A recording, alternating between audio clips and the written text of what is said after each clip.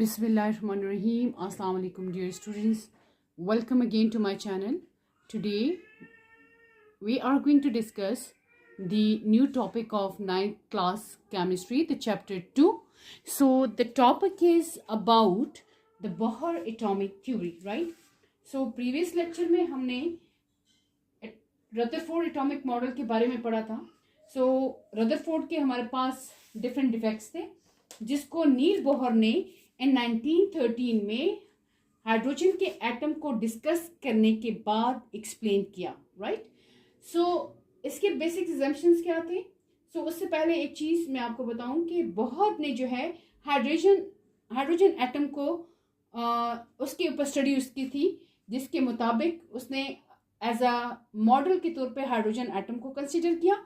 And Bohr के जितने भी जो एजम्पशंस हैं वो रदरफोर्ड की जो एटॉमिक मॉडल है उसके डिफेक्ट्स को ओवरकम करते हैं, ठीक है. सो यहाँ पे जो न्यू थ्योरी है बोहर ने 1913 में पेश की, ठीक है. और according to Niels Bohr energy of electron, the first point is that कि जो इलेक्ट्रॉन्स हैं वो रिवॉल्व कर रहे अराउंड द न्यूक्लियस, ठीक है, इन अ फिक्स ऑर्बिट आप कह सकते हैं, या इन अ फिक्स सर्कुलर पाथ जिसमें इलेक्ट्रॉन रिवॉल्व कर रहे हैं. इसको इसने नाम दे दिया शेल का, ठीक है, या ऑर्बिट का नाम दे दिया.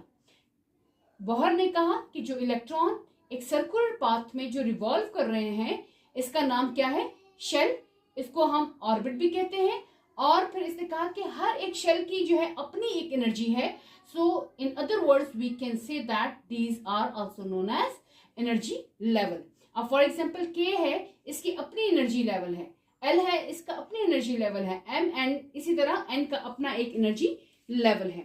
इसका सेकंड पॉइंट हमारे पास क्या था कि जो एनर्जी ऑफ इलेक्ट्रॉन है that is directly proportion to the distance from the nucleus. कि जितने भी हमारे पास ये शेल हैं जितने नजदीक न्यूक्लियस के होंगे उतनी एनर्जी उनकी कम होगी. जितने वो दूर होते जाएंगे न्यूक्लियस से उतनी एनर्जी उनकी ज्यादा होगी. यानी जितना जो आपके पास डिस्टेंस है वो ज्यादा होगा तो energy of electron in that shell is increase. और जितना जो आपके पास डिस्टेंस न्यूक्लियस से उस शेल का नजदीक होगा उतनी ही एनर्जी उसकी कम होगी. सो ये डायरेक्ट रिलेशन में है, ठीक है. सो नेक्स्ट इसने पॉइंट हमें दिया कि energy of orbit is fixed, ठीक है. अब हर एक ऑर्बिट जो है उसकी एनर्जी फिक्स्ड है. तो एनर्जी ऑफ इलेक्ट्रॉन जो है ये आपको पता है कि ये जो इलेक्ट्रॉन है इस सर्कुलर ऑर्बिट में रिवॉल्व कर रहे हैं इन अ सर्कुलर ऑर्बिट, ठीक है, जिसको उसने शेल या ऑर्बिट का नाम दिया.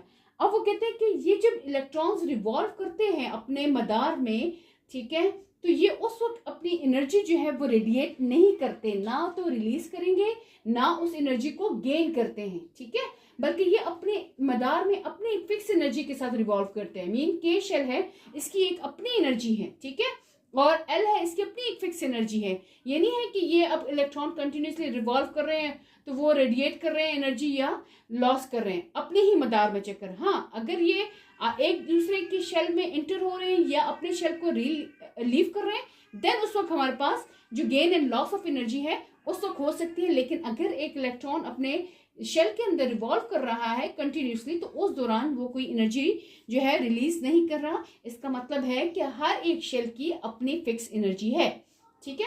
उसके बाद नेक्स्ट इसने पॉइंट हमें दिया कि जो इलेक्ट्रॉन्स हैं, अब यहाँ पे मैंने ये शेल बना दी, जो आउटर शेल है इसको हम कहते हैं हाई एनर्जी लेवल और जो इसके इनर जो शेल है उसको हम कहते हैं लो एनर्जी लेवल, ठीक है.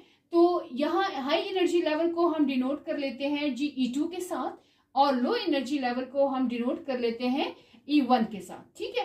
अब यहाँ पे बोहर ने कहा कि जब हमारे पास इलेक्ट्रॉन जंप करते हैं from high energy level to low energy level, high energy से लो एनर्जी की तरफ जब आएगा तो उस वक्त ये एनर्जी को रेडिएट करेगा, ये मीन एनर्जी को लॉस करेगा, ये रिलीज करेगा, ठीक है. और जब ये इलेक्ट्रॉन लो एनर्जी लेवल से हाई की तरफ जाते हैं तो उनको एनर्जी चाहिए हाई ऑर्बिट में जाने के लिए, तो हम कहते हैं कि ये एनर्जी एब्जॉर्ब करते हैं, ठीक है. अब ये शेल की एनर्जी को एब्जॉर्ब करके और देन वो हायर एनर्जी लेवल में एंटर हो सकते हैं. तो यहाँ पे इसने हाई एनर्जी से लो एनर्जी के लेवल का बताया है कि जब इलेक्ट्रॉन हाई एनर्जी लेवल से मूव करते हैं लो एनर्जी में लेवल में, तो उस वक्त ये इलेक्ट्रॉन जो है अपनी एनर्जी जो है वो रिलीज करेंगे, और जब from low energy to high energy level में जब जंप करते हैं इलेक्ट्रॉन्स, तो उस दौरान ये एब्जॉर्ब करेंगे एनर्जी को। तो इसको हम लिखते हैं ये डेल्टा ई जो है आपके पास एनर्जी डिफरेंस को शो कर रहा है। तो E2 minus E1 mean E2 की जो एनर्जी है उसमें से हम E1 की एनर्जी माइनस करके हमारे पास नेट एनर्जी जो आ जाती है वो इसका एनर्जी डिफरेंस कहलाता है। ठीक है, और ये जो एनर्जी है that is equal to what, H। ठीक है, एंड यहाँ पे ये फ्रीक्वेंसी लिखा है, तो ये H जो है ये प्लैंक कांस्टेंट को शो करता है। ठीक है, और ये जो म्यू है, ये जो V की तरह जो शेप बना है, इसको हम कहते हैं ये फ्रीक्वेंसी ऑफ रेडिएशन है। ठीक है, तो जाहिर है जब ये इलेक्ट्रॉन्स जो है एक लेवल से दूसरे लेवल में जाते हैं या हाई से लो की तरफ जाएंगे, तो वहां पे रेडिएशन की फॉर्म में हमारे पास एनर्जी रिलीज एंड गेन हो रही है। ठीक है, तो यहाँ पे इसलिए that is equal to H mu के इक्वल हो गया। नाउ नेक्स्ट पॉइंट नंबर 5 है हमारे पास, वहां पे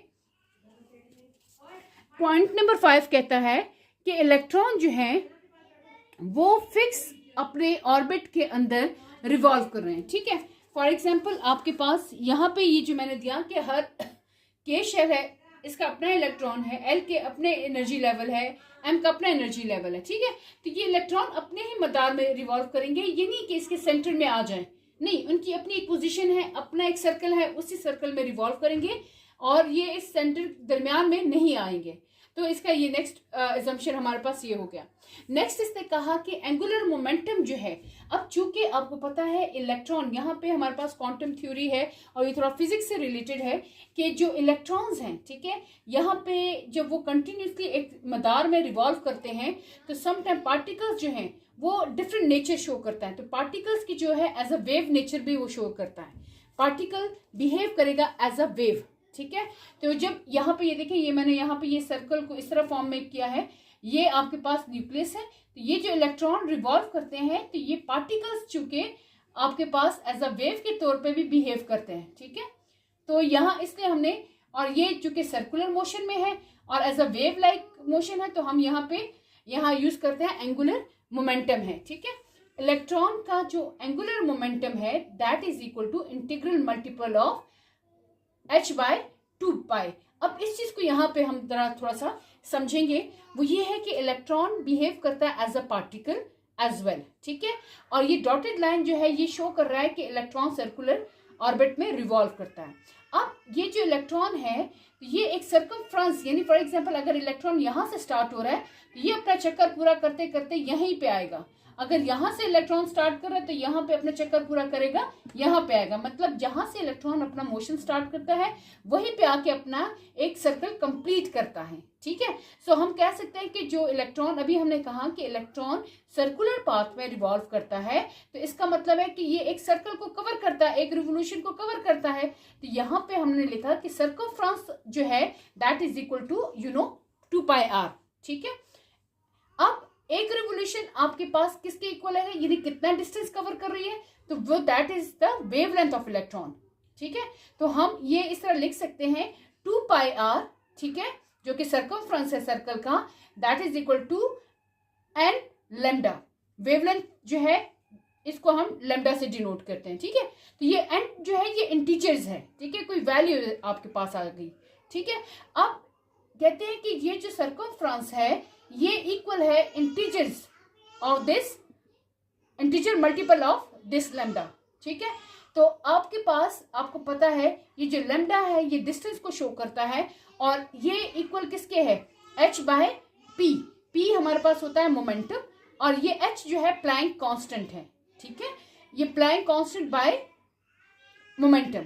अब आपको पता है कि मोमेंटम किसके इक्वल है, p is equal to mv, mean mass into velocity के। ठीक है, अब लैम्डा को हम इस तरह लिख सकते हैं, p की जगह इसकी वैल्यू ये वाली लिख लें, मास इनटू वेलोसिटी, तो यहां हम लिखेंगे प्लैंक कांस्टेंट बाय mv। अब आपको पता है प्लैंक कांस्टेंट जो है ये भी हमारे पास वो है कांस्टेंट है, और मास भी कांस्टेंट है। तो वेरिएबल कौन सा जी यहाँ जो चेंज होता है वो क्या है, वेलोसिटी है, ठीक है। तो ये आपके पास वेलोसिटी जो है इनवर्स रिलेशन है किसके साथ, लैम्डा के साथ, यानी वेवलेंथ के साथ, ठीक है।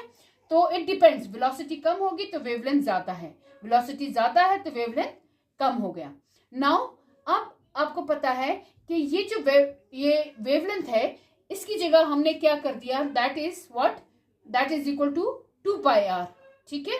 तो हम इसको इस तरह लिख सकते हैं 2πr इक्वल टू NH/P की जगह mv आ जाएगा। और ये mv जो है हम इसको इक्वल के उस साइड पे लेके जा रहे हैं, तो यहां पे हम लिख लेते हैं, ये आपके पास हो जाता है mvr is equal to NH/2π।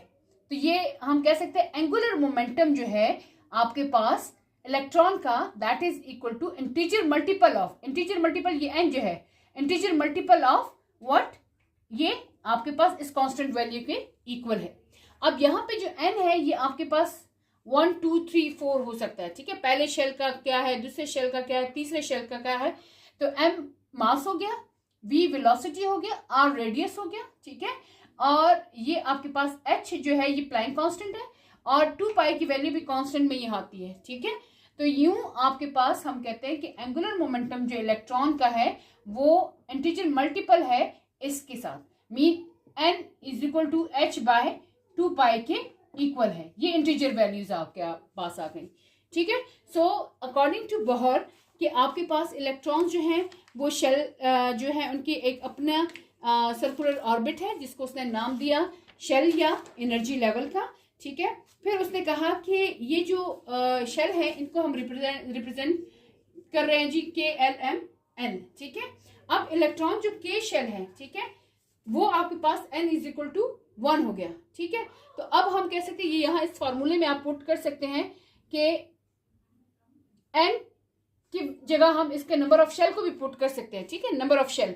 तो पहला शेल है फॉर एग्जांपल K शेल है आपके पास, ठीक है।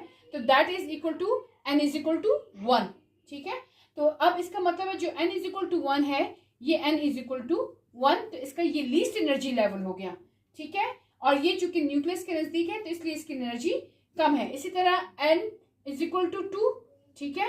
तो ये थोड़ा सा न्यूक्लियस से दूर है तो इसकी K की निस्बत एनर्जी लेवल थोड़ा सा ज्यादा है, ठीक है। इसी तरह आगे अगर आप n में जाए n इज इक्वल टू 3 तो इसका मतलब एनर्जी लेवल इसका थोड़ा सा पहले की निस्बत ज्यादा है, ठीक है।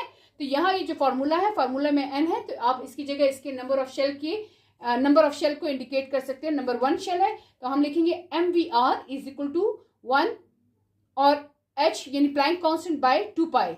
अगर सेकंड आप शेल का मेजर कर रहे हैं एंगुलर मोमेंटम तो हम कहेंगे n की जगह हम लिख लेंगे 2, ठीक है। तो 2 नीचे पाई के 2 के साथ कैंसिल हो जाएगा, जो वैल्यू आ जाएगी वो एंगुलर मोमेंटम हो जाएगा सेकंड शेल का। इसी तरह थर्ड का फाइंड आउट करेंगे तो n की जगह हम लिखेंगे 3 एंड अगर फोर्थ शेल है तो 4 एंड सो ऑन, ठीक है। So hope you understand the topic. So next topic हम डिस्कस करेंगे आइसोटोप इंशाल्लाह। So keep watching my videos and like and subscribe my channel. Thank you, have a nice day.